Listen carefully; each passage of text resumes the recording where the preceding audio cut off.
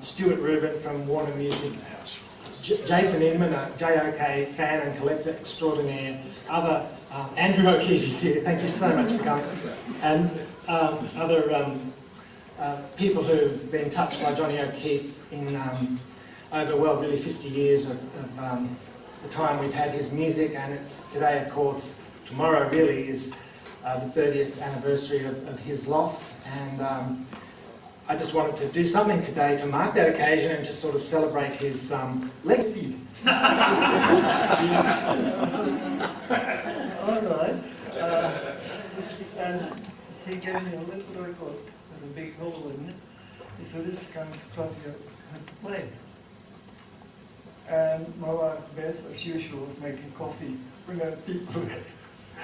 And we had a beautiful telephone radio drum ready to play Beethoven and every big classic. And John gave this little thing, he said, this adapter, and he put it on. And there was this explosion of sound. And Beth so stopped with the coffee, she came and said, is he singing English? And John was saying, yeah, it's Little Richard. Yeah. So I just know. And then came the big thing, proper around the clock. Bill Haley. He said, dig this. Keith Williams, right, he kept translating. Dig this. Listen to this. And this is just jazz, but very unsubtle. And then Franny Beecher, I met him later. Franny Beecher's guitar solo. Dig this! Yeah, I dig. I'm listening. Do you dig? And Keith said, do you like it? I'll dig this computer here. Like, listen. Said, yeah. And the guitar solo came on. I had a beautiful English Stratton guitar. Yeah. On the Little Richard program. Yeah. You can see that. And there were white things on the F holes. People didn't know that guitar had about 18 nappies of Jonathan in there because John wanted an acoustic sound. So there were no solo guitars and we definitely couldn't afford any. So we kept putting Jonathan's nappies in there and bought new. The guitar weighed about a ton, but in the only stadium shows I was playing there. So the guitar solo of Franny Beecher came, and I said, do you get paid for playing that? And I said, yeah. You dig? And Keith said, you like it? I said, yeah, I dig. Yeah. And I picked up this beautiful English Stratton, and I don't play with a pick. I do a classic bit. So John put the record on. Here it comes, dig. He said, listen. I said, okay, I'll have to dig. And Franny's solo came on. And said, you get paid for playing that? I said, yeah. I said, okay. Play it again.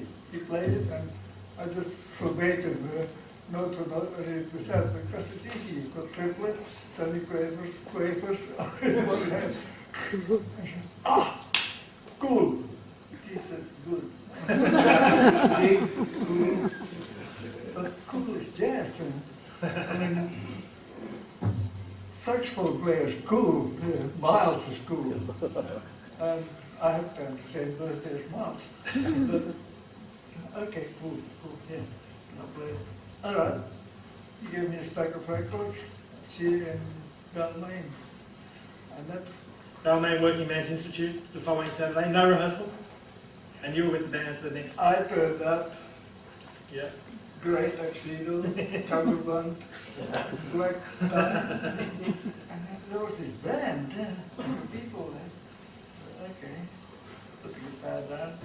And this Yankee guy came and said, wear this. And he gave me a red tuxedo with black lapels and this thing that looked like a string. And I said, what do you play? He said, oh, a theme song with Miles, Blues by Five. the 5 of us. I said, that's a nice day, this one. I said, yeah, just play it low.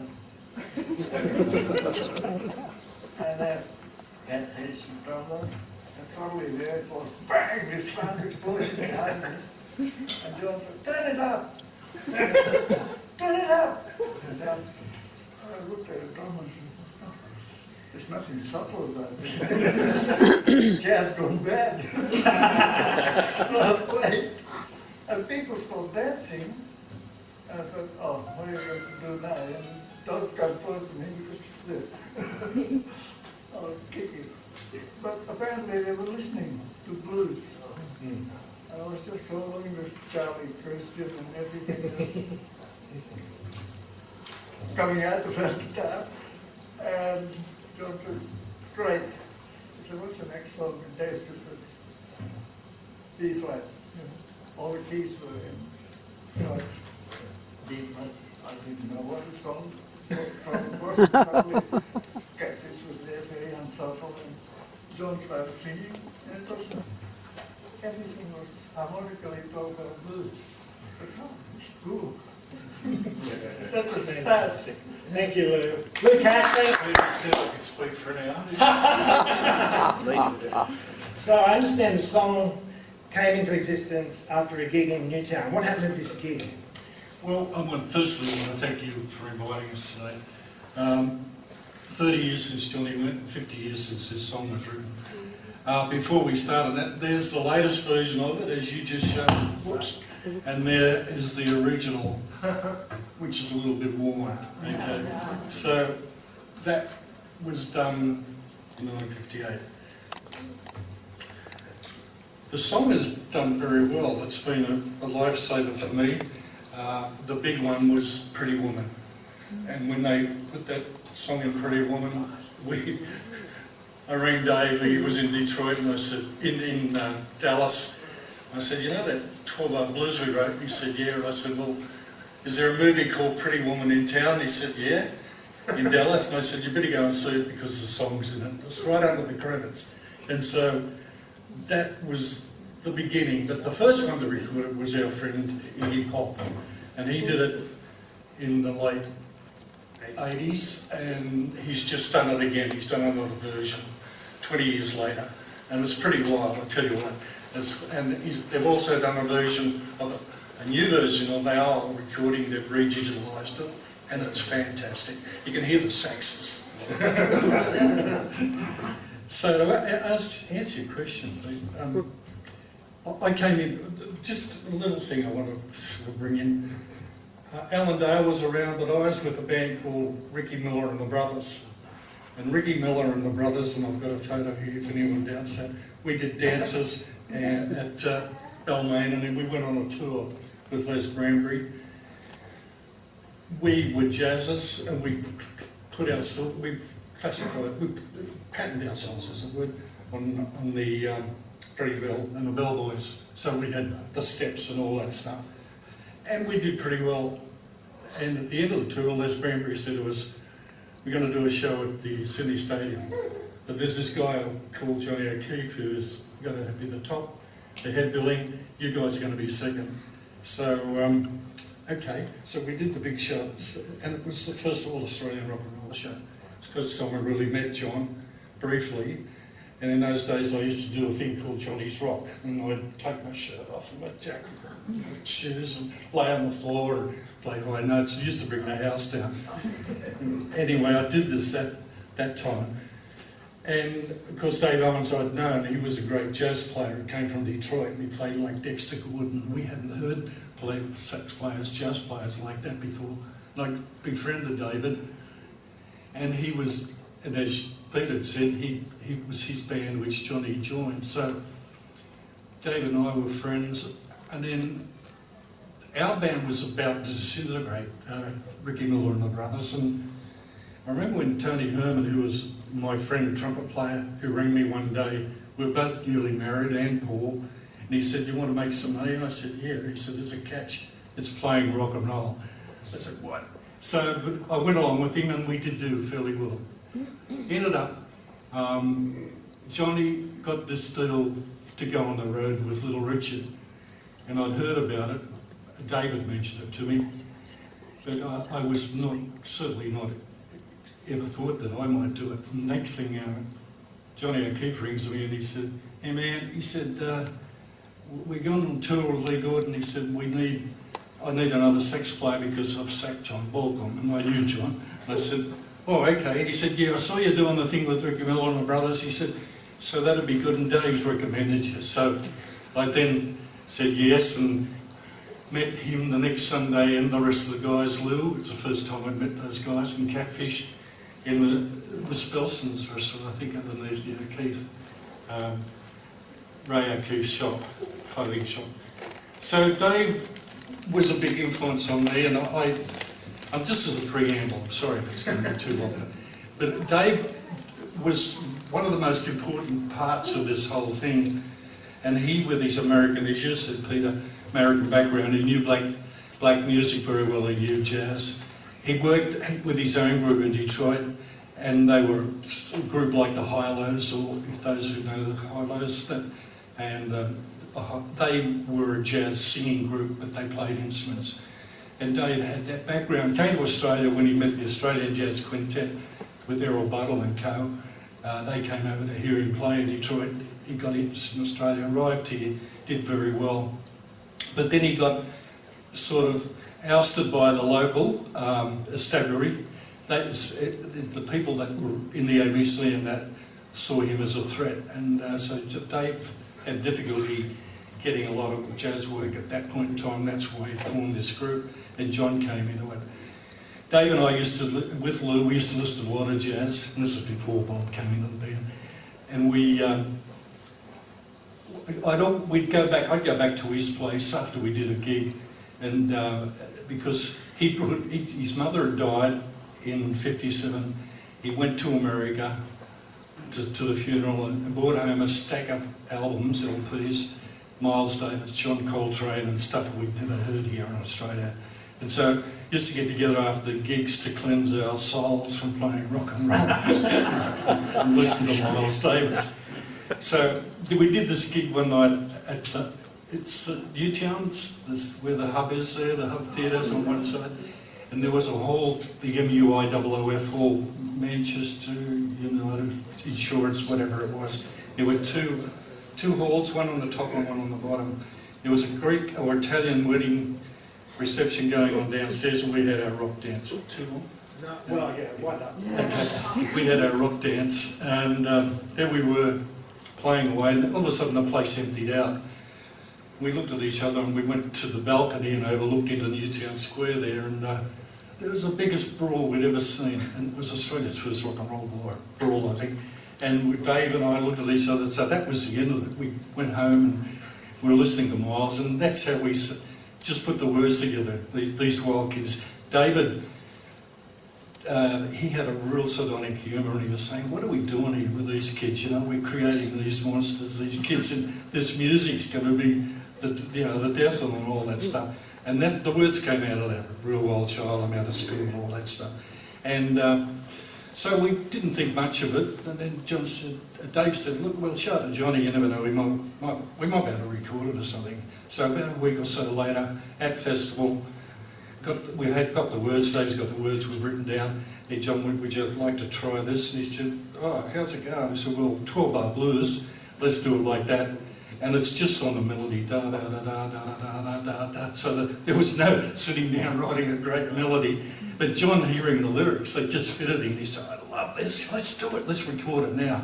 So Dave and I, we all worked out a riff, and again, it was done on the spot, just like that. And that song is still producing royalties 50 years later.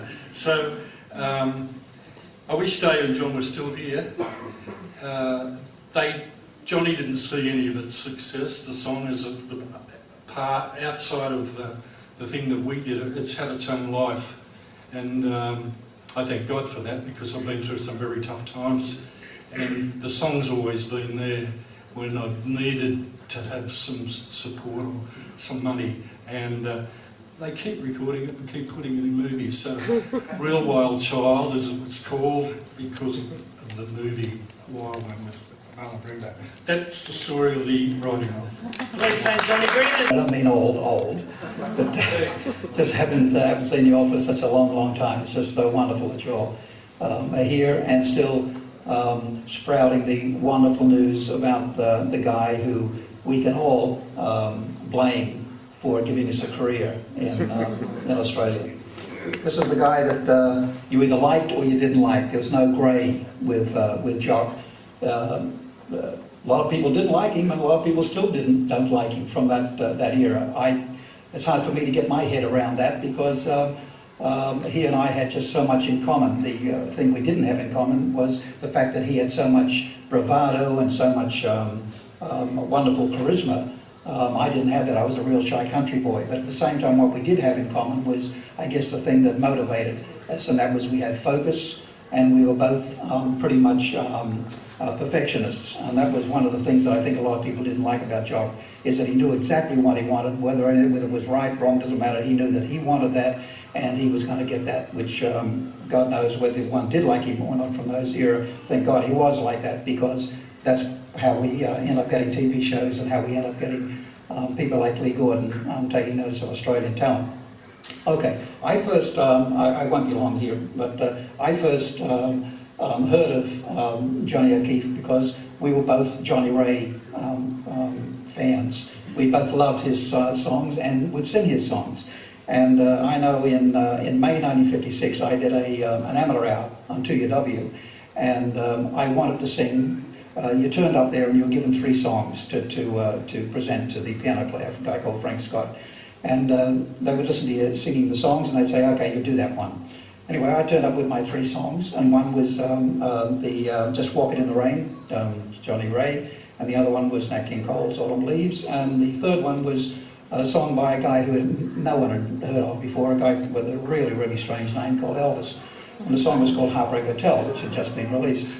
Anyway, I definitely wanted to do Johnny Ray. And anyway, I got there and I said, no, you can't do Johnny Ray because a guy did it just recently, and we don't want too much of the same stuff.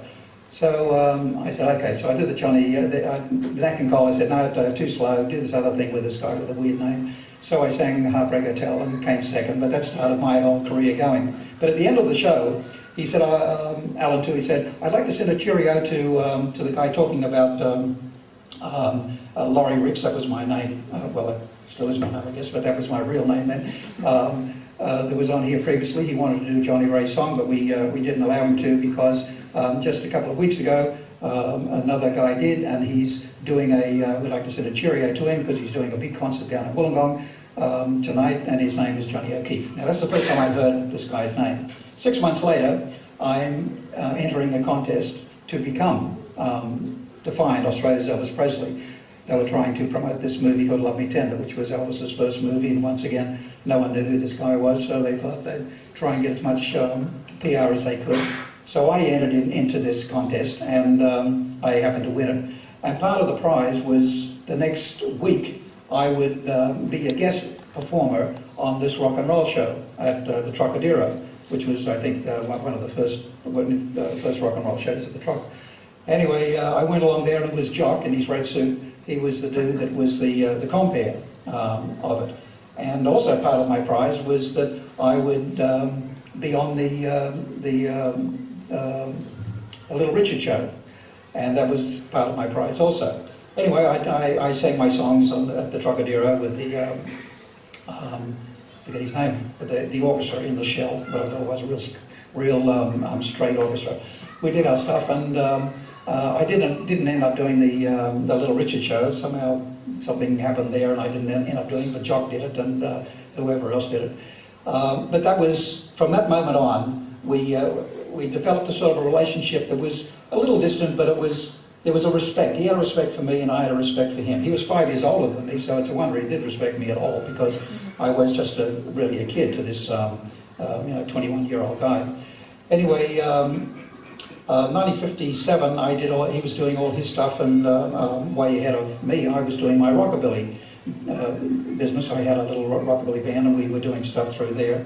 And then, unfortunately, in late 57, I had an accident and was taken back to my property, so my father's sheep property. So I was out of business the whole of 1958, and that was the year that everything started here, so music-wise, and I just wasn't here. But 59, I came back and I got with Jock, and 6 o'clock, got into 6 o'clock rock and all that sort of stuff. Now, during that time, I was approached by a guy called Alan Heffernan, and he said to me, he said, Lonnie, would you like to record? And I said, absolutely, we'd love to record. He said, okay, well, get your band together and record 4 songs. We'll put out a little EP for you, a little album. So I recorded the songs. I had my band, the Lee Men, and we recorded these songs and we put out this album.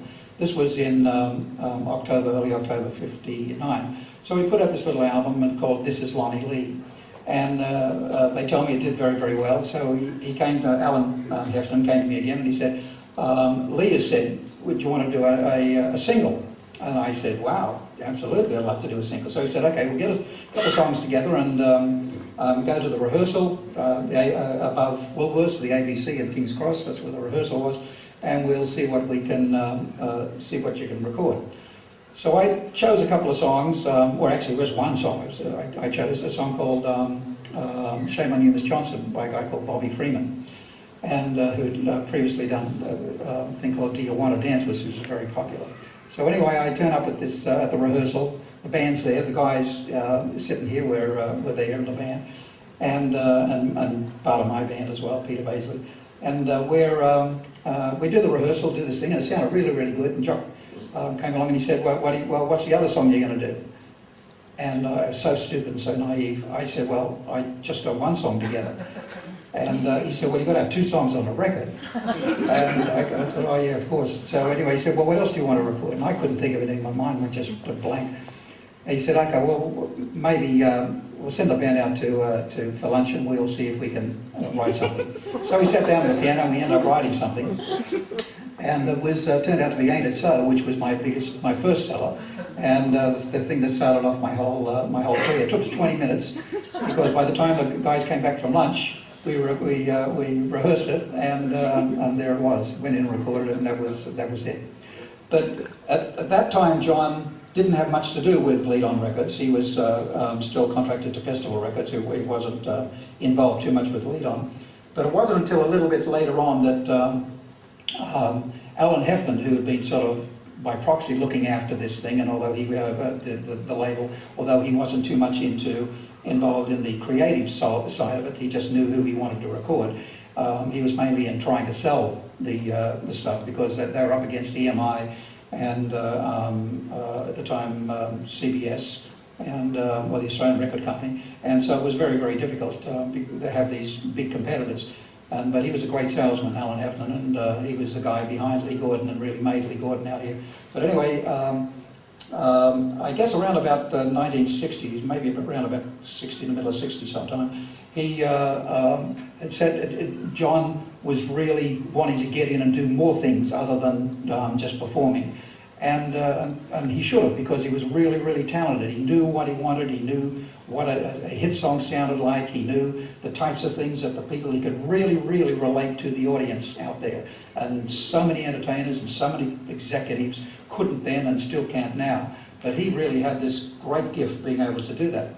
And so Alan Heffernan thought, okay, well, I'll give him a shot. So he got a couple of the different artists and recorded them, and I was one of them, and did so well in being able to choose these particular artists, and he had a great band, a fantastic band that just had to succeed. And of course, that with television, when television came along, 6 O'Clock Rock and the Johnny O'Keefe shows came along, well, it sort of just blew everyone out of the water. The major labels really didn't have a leg to stand on because they weren't in contact and in touch with the minds and hearts of the teenagers of the time, whereas JOK was. Unfortunately, a few of us guys were as well. But there was a little bit of a conflict with Festival Records and Lead On Records because Lead On was owned by Lee Gordon, and it, just as it was getting off its feet and starting to make money, because it was a liability, financial liability at first, that's when Lee Gordon himself was starting to go down. He was getting a little bit too much into the drugs, and he was surrounded himself with just people that just ripped him off blindly. He was just a little naive in that point of view. He believed everybody anyway, or a lot of people, and they just totally ripped him off. But so first of all, Leland was going down, and Lee Gordon was going, or actually Leland was going up, Lee Gordon was going down. So he said to Johnny O'Keefe, had been pestering him, let me have something to do with it. And so he got more and more and more involved into the administration side of things as well. And then Festival came up and said, okay, if you need money, we'll buy the thing from you, because they saw the talent that was on the label. So they paid Lee a terribly small amount of money. And it's like the story with Elvis and Sun Records. But anyway, it went on and on and on and on for years. John kept his involvement for a number of years with Leadon, and was one of the major forces of why it was so successful, because of his ability to be able to communicate. On the side of television, it was the 6 o'clock rock thing actually started because the ABC here in '59 were looking, in fact 58, were looking for, they could see that a show in the BBC in England called 605 Special was very, very popular with this sort of the jazz elite, plus as well this new emerging rock and roll scene that was happening in Europe. And so they thought out here, okay, well maybe we could work something out here and do something similar. So they messed around, they came up with the idea, okay, we'll make it a 6 o'clock instead of 6:05, so they called it 6 o'clock rock. And it launched in February '59. Now the first compere was a girl called Ricky Merriman, who was an American out here. She was very, very accomplished, and she was okay, but she just didn't seem to fit into this show, so they happened to get the newsreader on ABC, a girl called Tanya Halesworth. And she then became the compere for about 4 months. All this time, Jock's interest in 6 o'clock rock was very, very limited, because the whole idea of 6 o'clock rock was half of it was going to be jazz, or in fact more of it originally was going to be jazz, like 80%, and then 20% was going to be this new rock and roll thing. So it was hopefully going to satisfy the whole population. Anyway, from show number 1, the jazz side of it, even though they had tremendous bands and all the great, like Gus Mercian and all the great jazz, Tom Burrows and whatever else on there, it was the young teenage element that were watching that they weren't interested in that stuff. They only wanted the rock and roll. So the jazz part of it went down and down and down in popularity, and the rock and roll got more and more. And that was reflected in the mail and all that stuff that the ABC were getting. And Jock kept on pushing them, once again, thankfully. And eventually he said, can I be compere? You know, these people don't know what they're talking about. Tanya Halesworth doesn't know what she's talking about. This is my scene, you know. So they said, okay, we'll give you a go. We'll give you a couple of shots at it. He did it, and of course the phones, not that much phones there, but the mail that came in was just absolutely extraordinary. And so they decided to keep him on. So that was his foot in the door. Once he got his foot in the door doing that, then he decided, or he asked then the producers, Peter Page, whether or not he could have more input into deciding what the artists were going to sing, because once again he thought he had an idea of what the audiences were going to listen to. So some of the artists would come up and say, I want to sing, you know, this song, and he'd say, no, that's ridiculous. You know, who out there knows the song? Why don't you sing this, because it'll suit your voice, everybody knows it, and you'll be a hit. And that's what happened. And so he chose these different artists to perform on it, and also chose many of the songs that the artists did. It was because of J.O.K.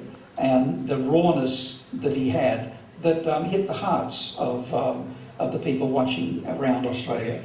And while Bandstand was doing its thing and all pre-recorded and all nice and lovely and all that, it was a great show, and it got to lots and lots of people. It was, I believe myself, that it was 6 o'clock rock that was the one that really kicked rock and roll and kicked the idea of Australian superstars on. And we can really thank J.O.K. for it. And I'd like to just say, just before I go, that it's wonderful to see Barry and to see Andrew and Jock's family here, because they do have to be very, very proud of this man who I knew very, very well. He was the best man at my wedding. We were very, had a 5-year age gap. We were very different in lots and lots of ways. But as I said before, we had this core thing together, and he really did respect me. We'd have very deep conversations about different things. He respected me, and I had incredible respect for him. The loss, I was overseas, I lived overseas for many years in America, and I was over there when I heard about his passing, and it was very, very sad for me. It still is in a way today, because I would hate to think, not hate to think, I would like to think that if he had maintained the status that he had, and if not live, but in the administrative side of show business, we would have had a much more stable show business, and a business that was at times wasn't tilted one way or another, because this man knew exactly the direction he was going in. Anyway, thank you for the time that I've given you. I hope I haven't bored you too much, and there you go. Thanks, Pete.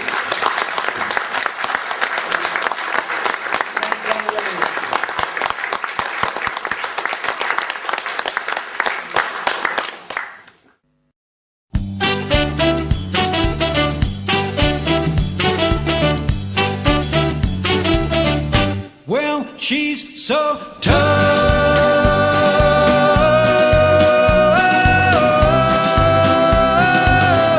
That's why I love her, love her.